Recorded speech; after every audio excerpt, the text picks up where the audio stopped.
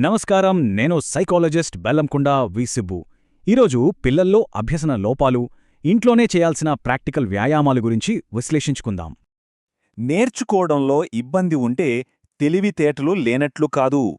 Einstein, Edison లాంటి గొప్పవాళ్లు కూడా ఈ సమస్యను దాటినవారే. అభ్యసన లోపం అంటే బుద్ధిమాంద్యం కాదు సుమా, కేవలం మెదడు సమాచారాన్ని గ్రహించే విధానంలో ఉండే ఒక చిన్న మార్పు మాత్రమే. మరి దీన్ని ఎలా గుర్తించాలి? పిల్లలు బడిలో చేరే ముందే కొన్ని ముఖ్యమైన లక్షణాలను చాలా జాగ్రత్తగా పసిగట్టాలి.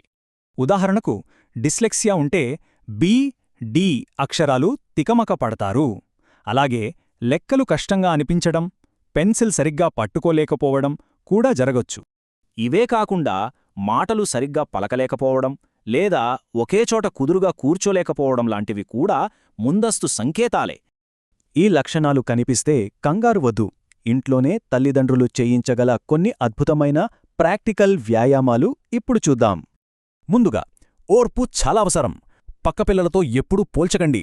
వాళ్లు సాధించే చిన్న చిన్న విజయాలను కూడా గట్టిగా మెచ్చుకోవాలి. అలాగే మల్టీసెన్సరీ అప్రోచ్ అనేది ఒక బ్రహ్మాస్త్రం లాంటిది. అంటే అన్ని ఇంద్రియాలను ఉపయోగించి నేర్పించడమన్నమాట. బొమ్మల ఫ్లాష్ కార్డులు చూపించడం, ఆసక్తికరమైన కథలు వినిపించడం లేదా బియ్యంలో, ఇసుకలో అక్షరాలు రాయించడం లాంటి వ్యాయామాలు భలే పనిచేస్తాయి.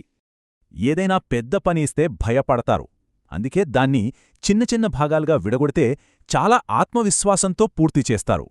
నిద్ర, చదువు, ఆటలకి ఒక నిర్దిష్టమైన దినచర్య ఉండాలి. ఆ స్పష్టత ఉంటే పిల్లల మైండ్లో ఎలాంటి గందరగోళం ఉండదు. ఇంట్లో ఇచ్చే శిక్షణతో పాటు అవసరమైనప్పుడు బయట నిపుణుల సహాయం తీసుకోవడం కూడా అంతే ముఖ్యం.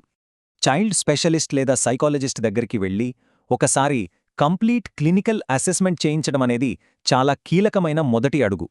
టీచర్లతో మాట్లాడుతూ అవసరాన్ని బట్టి స్పీచ్ లేదా ఆక్యుపేషనల్ థెరపీలు వాడితే పిల్లల్లో అద్భుతమైన మార్పులు చూడొచ్చు.